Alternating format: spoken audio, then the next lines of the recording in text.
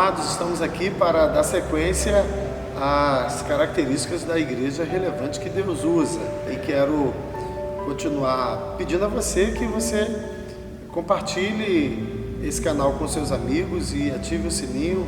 Vamos divulgar a palavra de Deus. Voltando então para a nossa palavra, a igreja que Deus usa, ela é uma igreja, em quinto lugar, que não é dirigida por construções.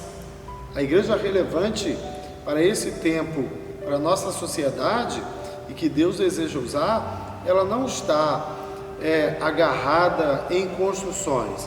Winston Churchill, ele vai dizer certa vez que nós damos forma aos nossos prédios e depois os prédios é que nos dão forma. E é isso que muitas das vezes acontece em algumas congregações. Elas estão tão ansiosas por construir, que muitas das vezes seus membros são obrigados a gastar muito mais do que poderiam gastar. E ficam anos e anos preocupadas com aquelas construções, preocupadas em construções faraônicas, em castelos, e que muitas das vezes aquela geração se vai, aquela geração morre, vai embora, e nós não vemos a obra pronta, e gasta-se anos sem divulgar a palavra de Deus, sem priorizar a pregação do Evangelho. E a igreja que Deus usa, ela está preocupada com a pregação do Evangelho.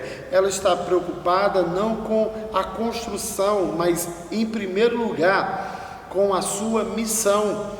Essa é a igreja relevante que vai fazer diferença nesse tempo que Deus vai usá-la. Marcos 16:15, ela segue a ordem de Jesus: ide por todo mundo, pregar o Evangelho a toda criatura. Mateus 28:18 ao 20, a palavra de Deus diz: ide, portanto, ensinai, fazendo discípulos de todas as nações. Atos capítulo 1, versículo 8, a palavra de Deus nos afirma, é Jesus falando: mas recebereis a virtude do Altíssimo ao descer sobre vós o Espírito Santo, e ser-me-eis testemunhas, tanto em Jerusalém, Samaria, Judeia, até os confins da terra. Essa é a igreja que Deus usa, a igreja relevante para esse tempo. Ela não está agarrada em construções, ela está apegada à sua missão maior, que é a pregação do Evangelho de Jesus. Em sexto lugar, a igreja relevante, a igreja que Deus usa nesse tempo, não serão igrejas dirigidas por visitantes. Nunca se teve tantos visitantes ilustres como nesse tempo. As igrejas estão empesteadas, cheias, lotadas de visitantes. O pastor fulano, o reverendo ciclano, o bispo tal, o apóstolo tal, gasta-se minutos preciosos, horas preciosas, fazendo apresentações de personalidades, de visitantes que estão na igreja.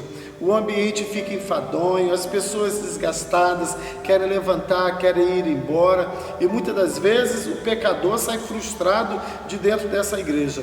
Nós precisamos diminuir a cada dia mais essas honrarias humanas, honrarias para homens, e honrar acima de tudo a Deus, que é soberano e Rei dos reis e Senhor dos senhores.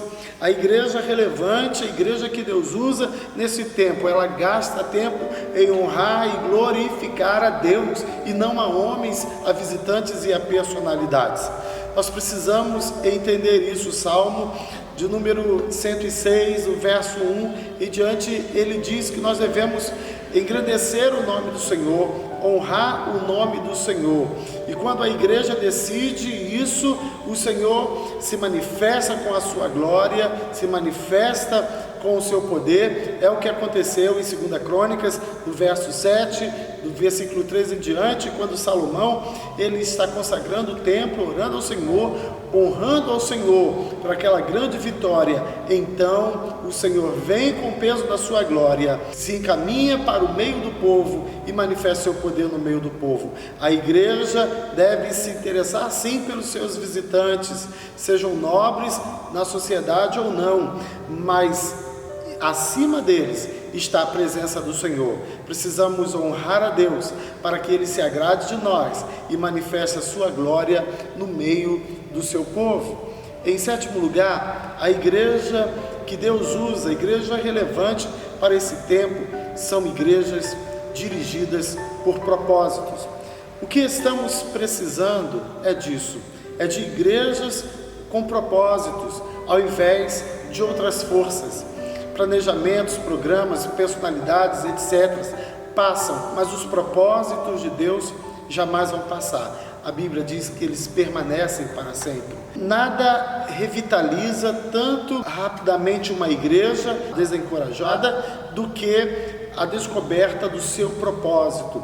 Nós precisamos entender qual o propósito de Deus para esse tempo, para essa sociedade. Os propósitos vão definir o que iremos fazer, como também o que iremos fazer. Então, uma igreja com propósito, ela é uma igreja comprometida em cumprir pelo menos 5 tarefas principais que Cristo ordenou à sua igreja. O primeiro propósito que Cristo ordenou à sua igreja, para que ela seja relevante, para que ela seja uma igreja que vai ser usada por Deus. Em Lucas capítulo 10, versículo 27, essa igreja precisa aprender a amar, em primeiro lugar, a Deus de todo o coração. E nós demonstramos este amor andando em todo tempo, adorando em todo tempo, andando e adorando em todo tempo, aguardando, amando a palavra do Senhor, amando a Deus de todo o nosso coração. Em segundo lugar, ainda no verso 27, no capítulo 10 de São Lucas, nós temos o segundo propósito dessa igreja: amar o próximo como a si mesmo. A palavra que usamos para descrever esse propósito é ministério. A igreja existe para ministrar as pessoas. Ministério é demonstrar o amor de Deus aos outros, atendendo às suas necessidades, curando as suas feridas, no nome de Jesus. A igreja local deve ministrar a todos os tipos de necessidades espiritual, emocional, física, relacional. A igreja deve preparar os santos para a obra do ministério. Paulo fala isso em Efésios 4, versículo 12. Infelizmente, muito pouco que acontece nas igrejas é um ministério genuíno e específico. Nós precisamos, em segundo lugar, amar o próximo como a nós mesmos. Essa é a igreja relevante que Deus vai usar. Em terceiro lugar, nós precisamos obedecer à voz de Jesus. Em Mateus 28, 18, eu já disse isso e repito pela segunda vez: nós precisamos fazer discípulos. A igreja existe para comunicar a palavra de Deus. Somos embaixadores de Cristo. Nossa missão é evangelizar o mundo. A responsabilidade de cada cristão é compartilhar boas novas do Evangelho onde quer que ele vá. Foi isso que Jesus ordenou aos seus discípulos, à sua igreja, em Mateus 28. Portanto, ide, ensinai, fazer discípulos de todas as nações, batizando-as em nome do Pai, do Filho e do Espírito Santo. Essa é a terceira proposta de Deus, o terceiro propósito de Deus para a sua igreja: fazer discípulos. Em quarto lugar, o próprio texto já diz: batizar. Batismo é um mandamento do Senhor, uma ordenança de Cristo. O batismo não é somente um símbolo de salvação, é também um símbolo de comunhão. Por isso o batismo é tão importante. Então, queridos, você quer agradar a Deus? Você quer ser uma igreja relevante? Você quer ser a igreja que Deus usa? Entenda isso. E em quinto e último lugar, ensine a obediência. Isso quer dizer discipulado. Discipulado é o processo de ajudar as pessoas a se tornarem mais parecidas com Jesus. A igreja existe para levar as pessoas a serem cada vez mais edificadas em Cristo. Colossenses 1, versículo 18. Nós precisamos levar pessoas a Cristo e ensiná-las a viverem com Cristo. Cristo deseja que cheguemos à maturidade da fé até atingir a sua plenitude. Efésios capítulo 4, verso 12. Nós precisamos voltar aos parâmetros da igreja primitiva, que era uma igreja que Deus usava, uma igreja relevante para o seu tempo, e estarmos de casa em casa, dia a dia, templo ou na rua, não parando de ensinar, não parando de disciplinar, não parando de discipular, não parando de levar as pessoas ao conhecimento de Jesus e do seu Evangelho. Essa é a igreja que Deus usa. Ela é relevante para o seu tempo. Ela é uma igreja que faz diferença aonde ela chega, aonde ela está. Ela não é conhecida pelos seus programas, ela não é conhecida pela sua riqueza, ela não é conhecida pelas personalidades que lá estão, pelos visitantes que lá estão, ela não é conhecida pelo nome do pastor, ela não é conhecida por coisas humanas, ela é conhecida pela diferença que ela faz na sociedade. Ela é diferente, ela é relevante, ela é a igreja que Deus usa. Que sejamos a igreja que Deus usa. Essa é a vontade de Deus para nós. Que Deus abençoe você, que Deus abençoe a sua vida, que Deus abençoe a sua igreja, que Deus abençoe o seu ministério, que Deus abençoe o seu chamado e grandemente, poderosamente.